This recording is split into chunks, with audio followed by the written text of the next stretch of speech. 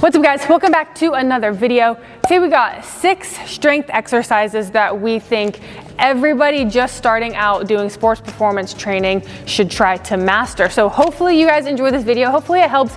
If it does, please give it a thumbs up. Please subscribe to the channel. We post new videos every Tuesdays and Thursdays, so make sure you subscribe to catch all of them. Hope you enjoy. Number 1, and this is the absolute most important thing in my opinion that people master, and it is a squat. I think that you have to get your squat form, I'm gonna say pretty much perfect, before you start doing back squats, front squats, all these things. You can start with the goblet just to have some type of load, but even before that, we have people come in here.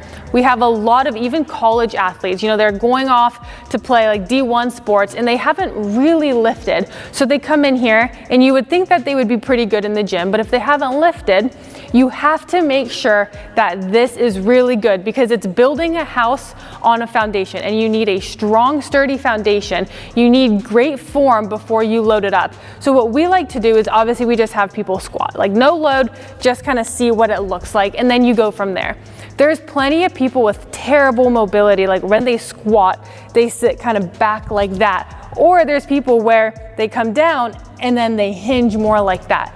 So figuring out what you need in order to adjust your squat form.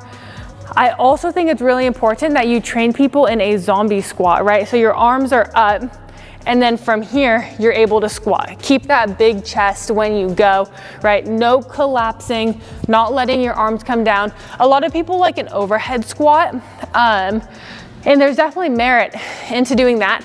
I kind of prefer the zombie right there, and I also think that that's a fantastic foundation to work your way up to a front squat, being able to hold out like that. The other thing too is getting a squat wedgie. So pause. So getting one of these are our squat wedgies, is so helpful for a lot of athletes who come in with poor squat form. So a lot of times you just prop them up and it helps fix the lack of ankle mobility, which often causes poor squat form. So by coming up here, it's a lot easier. It allows their shins to track forward. As they get stronger, as you work on the mobility, you can start to get away from the squat wedge. Some people, depending on anthropometrics, just like using this a lot more, using the wedge. So these are a couple tools that we use to make sure that our athletes can absolutely master a squat before we move on. Number 2, I think every beginner sports performance trainee should be able to do a Cossack squat, okay? So this one can be a little tricky, not gonna lie. It works a lot on mobility, that frontal plane as well. So we're gonna get down here in this deep position. Fantastic, like I said, for mobility, for just having trunk control, opening up the hips, being strong on the foot and the ankle as well.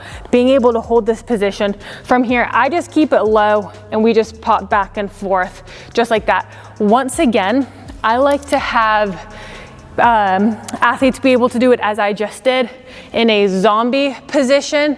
I like to do that one a lot. Once they get good, you can put like a bar on their back, but I think that this is a fundamental exercise that every single athlete starting training should be able to do. The body control necessary is really important for this. Number 3, we're going a hip bridge. So the reason that I really love a hip bridge is obviously it activates the posterior chain, right? You get all of it. You can have different types of hip bridges, move into a hip thrust. But the reason I put this one on for all people starting off a performance training program is I think it hits 2 birds with 1 stone. The activation, like I just mentioned, but the second part is it really works on hip stability and hip strength. And when we look at movements such as sprinting, for example, a big part of that is lumbopelvic control, right? The lumbopelvic strength, the stability. This goes into efficient mechanics. This goes into the positioning of your hips to where, you know, are you putting your hamstring in jeopardy? Is your stride correct? Are you as efficient as you can be? And doing exercises like a hip bridge really work on that hip stability so well. So we'll have our athletes hit this exercise, yes, for the activation. If they're strong, we'll do this with like RDLs or all the other hamstring exercises that we've been talking about. but we wanna make sure that regardless of the level, our athletes can do a hip bridge. So the most bare bones basic version of a hip bridge is just right here, right? The up and the down. From here, we'll go like single leg. We'll even hold it and then have one leg go up and down like so.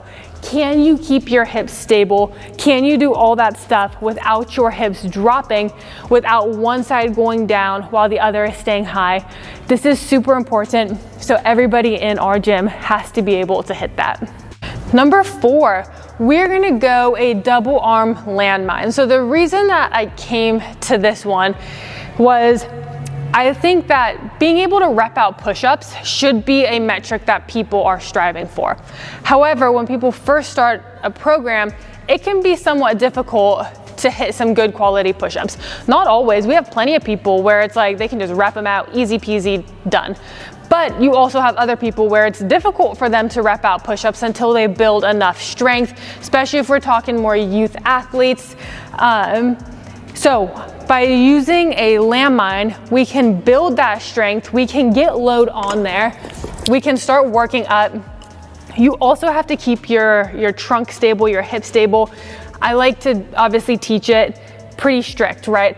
I'm not here, I'm not teaching the push press, I'm just up, pressing, keeping everything tight and controlled.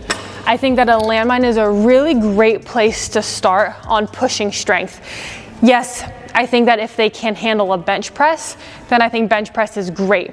Kind of working between these two, obviously getting some overhead pressing as well. But if I have to pick one exercise that we're working with people to master, I think the landmine is a little bit more accessible to people just starting versus like a bench press, because that one can be a little bit challenging.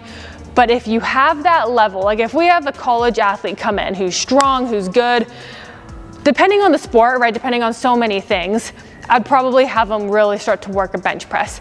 But we're just going broad spectrum, getting on the landmine and being confident and able to press and to build that upper body strength in that stationary position with the trunk having to support, the hips having to support. It's really hard to pick a better bang for your buck exercise, pressing wise, pushing wise, than the landmine. Number 5, we're going an inverted row. So once again, there's a couple different exercises that I would pick from for upper body in terms of pulling. I think an inverted row is a really great option for people to start with. If they can do pull-ups, once again, as I mentioned with the landmine and push-ups and bench, pull-ups are my gold standard. I think every athlete should be able to bust out pull-ups no matter what sport you play. We have female high school soccer players able to rep out pull-ups. There's no excuse for an athlete not being able to do a pull-up or work their way up to pull-ups, right? But when we're just starting, that's kind of a tall ask, right? Being able to just rep out some pull-ups. So we often start our athletes with an inverted row. You can adjust the difficulty depending on your foot position, right? How much legs are involved, but you want it to be a point where you're not really having your legs obviously doing anything and it's all upper body. So under it and pulling up, keeping it very, very strict. You can have your feet elevated too to make it a little bit more difficult, but I love an exercise like this because it does work on that pulling. Once again, it works on the hip stability, being able to keep your hips up, keep your torso rigid, not letting your body sink as you're pulling. All of these things are so critical when it comes to sports performance. So these exercises that we choose, yes, like it's a great pulling exercise, but it also helps reinforce these ideas that we're really trying to hammer home with our beginner athletes. Number 6, the last one for this video, is the split squat. I think that mastering a split squat, as I said with the squat, is the basic exercise before we can build upon it. So being here, starting in this position and being able to drive, being able to have that good position where you can load up that front leg and you can feel it all throughout the front leg. Building that stability, I think, is so important. We see a lot, you know, if an athlete comes in and we want to hit them with a unilateral and they have some decent strength, even just jumping to a reverse lunge, so many athletes just starting, their form on a reverse lunge isn't good. So we drop them to a split squat, perfect that movement. Next thing you know, their reverse lunge looks a whole hell of a lot better because it's reinforcing these movement patterns.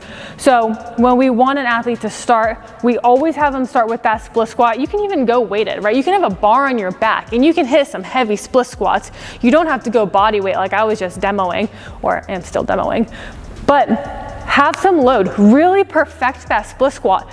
And then the athlete understands when I'm hitting this unilateral, I'm loading up the front. I don't want my hips to shift back with a vertical shin. We see that one all the time, especially with the reverse lunge. The hips come back and then I'm here in that terrible position. I wanna be here, I wanna load that leg up. So by mastering that split squat, you reinforce the fundamentals, and then you can build, and you can build quickly. Once these things are ingrained in your athletes, you can just build up. You don't have to worry about it anymore. So take the time to master these exercises, to get your fundamentals in, build up that foundation, and then you're solid. Hopefully you guys enjoyed this video. If you do, please give it a thumbs up, please subscribe. We'll catch you in the next one.